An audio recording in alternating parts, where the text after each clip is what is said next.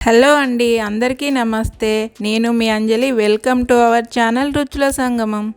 ఈరోజు వీడియోలో ఒక variety egg fry curry recipe చూపించబోతున్నానండి. వెరైటీ ఏంటంటే మనం రెగ్యులర్గా ఏ ఎగ్ రెసిపీ చేయాలన్నా ఎగ్స్ని బాయిల్ చేసుకుంటాం, లేదంటే పగలగొట్టి డైరెక్ట్గా వేసుకుంటాము.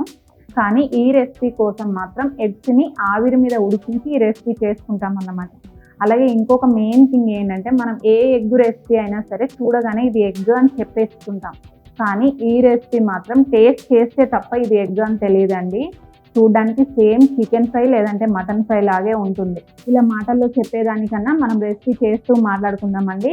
మరి వీడియోలోకి వెళ్ళే ముందు ప్లీజ్ మన ఛానల్ని సబ్స్క్రైబ్ చేసి వీడియోస్ని లైక్ చేయండి. సబ్స్క్రైబ్ చేసేటప్పుడు తప్పకుండా బెల్ ఐకాన్ని ప్రెస్ చేయండి. ఇక లేట్ చేయకుండా ఈ వెరైటీ ఎగ్ కర్రీ రెసిపీని స్టార్ట్ చేద్దాం. కర్రీ కోసం 5 ఎగ్స్ తీసుకున్నానండి. 5 ఎగ్స్తో చేస్తున్నాను.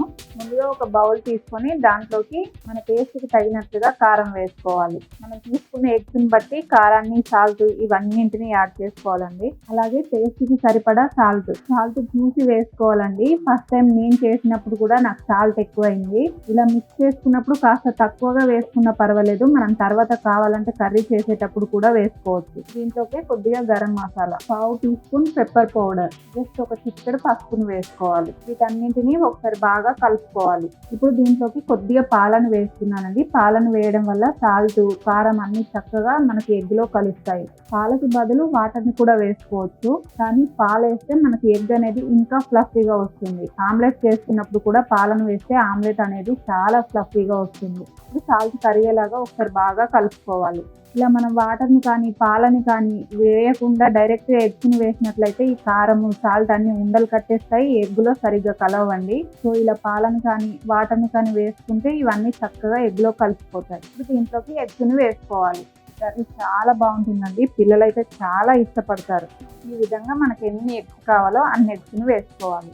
ఈ ఎగ్స్, కారం, సాల్ట్ అంతా కలిసేలాగా బాగా కలుపుకోవాలి.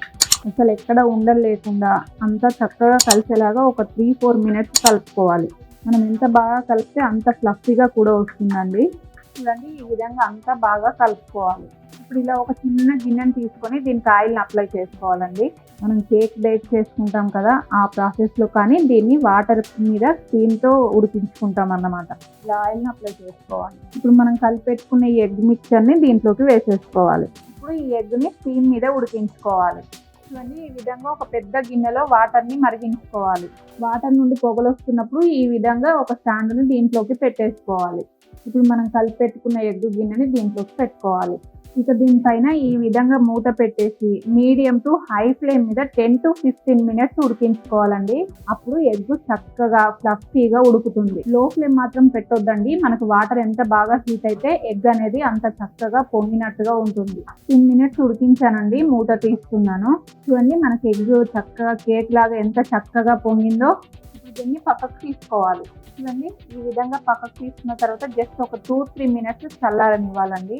చల్లారిన తర్వాత దీన్ని పక్కకు తీసుకోవాలి. చాలా ఈజీగానే వచ్చేస్తుందండి. మన కేక్ ఎంత ఈజీగా వస్తుందో ఇది కూడా అంత ఈజీగానే వచ్చేస్తుంది. చూడండి ఎంత చక్కగా వచ్చిందో. ఎలా ఉంది చూడండి, కేక్ లాగా. దీన్ని చిన్న చిన్న ముక్కలుగా కట్ చేసుకోవాలి. ఇది ఆల్రెడీ ఉడికిపోయింది కాబట్టి మనకి ఏ సైజులో కావాలనుకుంటే ఆ సైజులో పెద్దగా కూడా ముక్కల్ని కట్ చేసుకోవచ్చు. చూడండి, ఇది చక్కగా కేక్ లాగా ఎంత బాగా కట్ అవుతుందో. చూడండి, ఇక్కడ మనకి లోపల వరకు కూడా చక్కగా ఉడికిపోయింది. నేను 5 ఎగ్స్ తీసుకున్నాను కాబట్టి 10-15 మినిట్స్ ఉడికించుకున్నానండి. మీరు తీసుకున్న ఎగ్స్ని బట్టి ఉడికించుకోవాలి. ఒక్కొక్కసారి లోపల పచ్చిగా కూడా ఉండిపోతుంది. ఎక్కువ ఎగ్స్ తీసుకుంటే మందంగా వస్తుంది కదా, కాస్త ఎక్కువ టైం ఉడికించుకోవాలి. చూడండి, ఇలా కట్ చేసుకోవాలి చిన్న చిన్నగా. ఇది చూడడానికి కూడా అచ్చం చికెన్ ముక్కల్లాగే ఉన్నాయి. చూడండి ఎంత బాగా ఫ్లఫీగా ఉన్నాయో. ఇవి అసలు స్మాష్ అవ్వండి. మనం ఫ్రై చేసుకున్నా సరే, మనకి గ్రేవీ లాగా చేసుకున్నా సరే ఇలా గట్టిగానే ఉంటాయి. ఇక వీటిని కర్రీ చేసుకుందాం. మీడియం ఫ్లేమ్ మీద ఆయిల్ని హీట్ చేసుకొని ముందుగా కొద్దిగా స్పైసెస్ వేసుకోవాలండి. ఎక్కువగా వేసుకోవద్దు, చాలా తక్కువ వేసుకుంటే సరిపోతుంది. అలాగే ఒక పచ్చిమిర్చిని కట్ చేసి వేసుకోవాలి.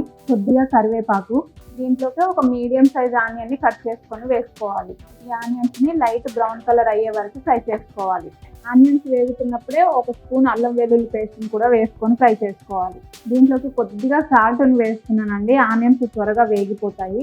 ఆల్రెడీ మనం అక్కడ సాల్ట్ వేసుకున్నాం కదా, లైట్ గా జీలకర్రను కూడా వేసుకోవాలి. నేను ఫస్ట్ టైం ఈ కర్రీని టేస్ట్ చేసినప్పుడు వాళ్ళు జీలకర్రకి బదులుగా సోంపు వేశారండి. నాకు సోంపు ఫ్లేవర్ అంతగా నచ్చలేదు, సో నేను జీలకర్రని యాడ్ చేస్తున్నాను. మీరు కావాలంటే సోంపు కూడా వేసుకోవచ్చు. ఆనియన్స్ చక్కగా వేగిపోయాయండి. ఇప్పుడు దీంట్లోకి ఒక చిటికెడు పసుపును వేసుకోవాలి. పసుపు వేసుకొని జస్ట్ ఒక 30 సెకండ్స్ ఫ్రై చేసుకుంటే సరిపోతుంది. ఇప్పుడు దీంట్లోకి మనం కట్ చేసి పెట్టుకున్న ఎగ్ పీసెస్ ని వేసుకోవాలి. చూడండి, చూడడానికి అచ్చం చికెన్ పీసెస్ లానే కనిపిస్తున్నాయి. నేను కూడా ఫస్ట్ టైం ఈ కర్రీని చూసినప్పుడు చికెన్ అనే అనుకున్నానండి. చికెన్ కూడా కాదు, ఇంకా మటన్ ఏమో అనుకున్నాను. ఎక్కువగా చికెన్ ఇష్టపడే వాళ్ళకి రెగ్యులర్ గా చికెన్ తింటే అంత మంచిది కాదు అనుకున్నప్పుడు ఇలా ఎగ్ ని చికెన్ లాగా చేసి పెడితే చాలా బాగుంటుందండి. పిల్లలు అయితే మెయిన్ గా చాలా ఇష్టంగా తింటారు. ఇలా ఫ్రై చేస్తున్నప్పుడు మాత్రం లో ఫ్లేమ్ లో పెట్టుకొని ఫ్రై చేయండి. మనకు అంతగా ఉడకాల్సినవి ఏం లేవు కదా, జస్ట్ ఫ్రై అయితే సరిపోతుంది. ఇప్పుడు దీంట్లోకి మళ్ళీ కొద్దిగా కారాన్ని యాడ్ చేస్తున్నాను, అలాగే కొద్దిగా గరం మసాలా, కొత్తిమీరను కూడా ఇప్పుడే వేసేసుకోవాలి. ఇప్పుడు లో ఫ్లేమ్ మీద ఒక 5 మినిట్స్ ఈ ఫ్లేవర్స్ అన్ని చక్కగా మన ఎగ్ పీసెస్ కి పట్టుకునేలాగా కలుపుకుంటూ ఫ్రై చేసుకోవాలి. అంతేనండి, మనకి ఎగ్ ఫ్రై రెడీ అయిపోయినట్లే. చక్కగా చూడండి, అచ్చం చికెన్ ఫ్రై లాగే కనిపిస్తుంది. దీన్ని ఇలా ఫ్రై లాగా కాకుండా ఒక 2 టమాటాలు యాడ్ చేసి గ్రేవీ టైప్ లో కూడా చేసుకోవచ్చండి. కానీ మా పిల్లలకి మాత్రం ఇలా ఫ్రై లాగే బాగా నచ్చుతుంది, సో నేను రెగ్యులర్ గా ఇదే విధంగా చేస్తాను. కానీ గ్రేవీ లాగా చేసుకుంటే చపాతీలోకైనా, మనకు వెరైటీ రైసెస్ ఉంటాయి కదా, వాటిలోకైనా బాగుంటుంది. దీన్ని కూడా చపాతీలో పెట్టుకొని తినొచ్చండి. మనకు పప్పుచారు లాంటి వాటితో సైడ్ డిష్ గా అయితే ఇంకా అద్దరిపోతుంది. ఇక పిల్లలకైతే అవేవి అవసరం లేదండి, మంచూరియా అలా తినేసినట్టు తినేస్తుంటారు. ఇలా ఫ్రై చేసుకున్నప్పుడే ఒక పీస్ ని తీసుకొని చూడండి, మీకు సాల్ట్ ఏమన్నా తక్కువగా అనిపిస్తే యాడ్ చేసుకోవచ్చు. నాకైతే అన్ని పర్ఫెక్ట్ గా సరిపోయండి, చాలా బాగుంది. మీరు మాత్రం ఈ రెసిపీని చూసిన వెంటనే ఏముందిలే చేద్దాంలే అనుకోకుండా ఒక్కసారి జస్ట్ ఒక 2 eggs ఫ్రై చేసి చూడండి, మీకు ఎంత బాగా నచ్చుతుందో. తర్వాత 2-3 డేస్కి ఒక్కసారైనా దీన్ని చేసుకుంటారు. అయిపోయిందండి, ఇది పర్ఫెక్ట్గా రెడీ అయిపోయింది. ఇప్పుడు దీన్ని హాట్గా స్టవ్ ఆపేసి పక్కకు తీసుకొని సర్వ్ చేసుకోవడమే. ఇవన్నీ మన పీసులు ఎంత చక్కగా చికెన్ లాగా ఉన్నాయో. మనం ఈ ప్రాసెస్ చెప్పే వరకు కూడా ఇది ఎగ్ అంటే ఎవ్వరు నమ్మరండి. టేస్ట్ అయితే సూపర్గా ఉంటుంది. నేను చెప్పే కన్నా మీరు ట్రై చేసి చూడండి, అప్పుడు మీరే నాకు కామెంట్ చేస్తారు ఎంత బాగుందన్నది. దీన్ని ఈజీగా బ్యాచిలర్స్ కూడా చేసుకోవచ్చు. అంతేనండి, మనకు మటన్ చికెన్ని మించిపోయేలా ఎగ్ ఫ్రై కర్రీ రెడీ అయిపోయింది. మీరు తప్పకుండా దీన్ని లేట్ చేయకుండా వెంటనే ఒకసారి ట్రై చేసి చూడండి, మీకు చాలా బాగా నచ్చుతుంది. మీరు ట్రై చేసిన తర్వాత దీని టేస్ట్ మాత్రం మీకు ఎలా అనిపించిందో కామెంట్లో తెలియజేయండి. అలాగే మరిన్ని ఇలాంటి వెరైటీ అండ్ టేస్టీ రెసిపీస్ కోసం ఈ వీడియోని లైక్ చేసి మన ఛానల్ని సబ్స్క్రైబ్ చేసి పక్కన ఉన్న బెల్ ఐకాన్ని ప్రెస్ చేయండి. మీ ఫ్రెండ్స్, రిలేటివ్స్, తెలిసిన వారందరితో షేర్ చేయండి. చూడండి, పీసులు కూడా ఎంత చక్కగా ఉన్నాయో. Thanks for watching.